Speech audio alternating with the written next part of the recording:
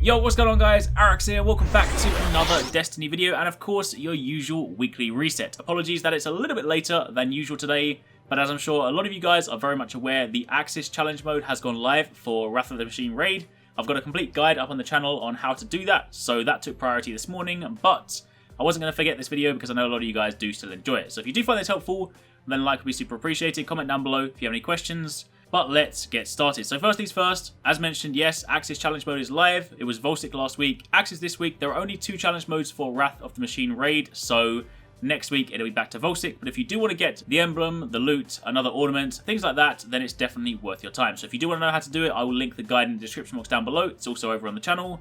But turning our attention to the usual weekly matters, then your Nightfall this week is the Blighted Chalice Strike. Your modifiers are Berserk, where minions of the darkness won't flinch even after massive damage.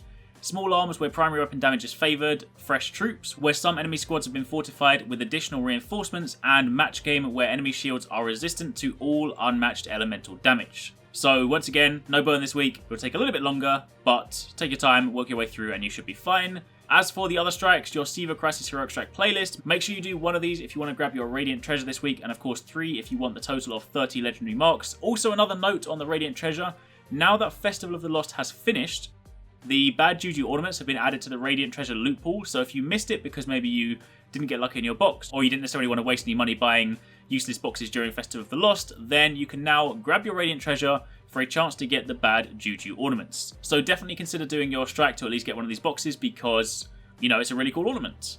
Anyway, moving on from there to the level 41 version of the Prison of Elders, still the only source of sterling treasure, so if you guys are after any of those pieces, you know, I know they're a little bit old by now, but if you are still trying to get them, then that is your source. And as for Challenge of the Elders this week, your modifiers are Airborne and Berserk, so Airborne players deal more damage whilst in the air, Berserk, minions of the darkness won't flinch even after massive damage, and your bonus is Super Kill bonus this week, so once again, throw on anything that'll help you generate super, bad juju, exotic armor pieces, things to help you generate orbs, stuff like that, and then you will blitz through that in no time.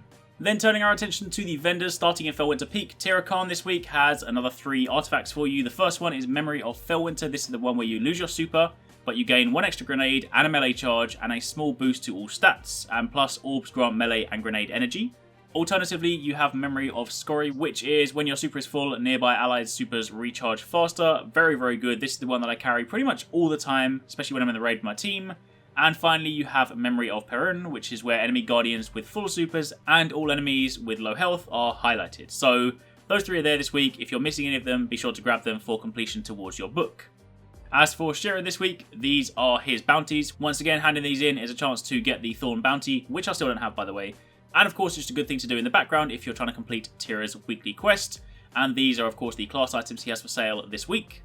And then jumping over to the tower, this is your weekly Crucible bounty. Again, if you're not seeing this, you need to complete the Crucible quest chain, but handing this in is a chance at Nightfall tier rewards. So if you're looking for any highlight items, then this is a good option.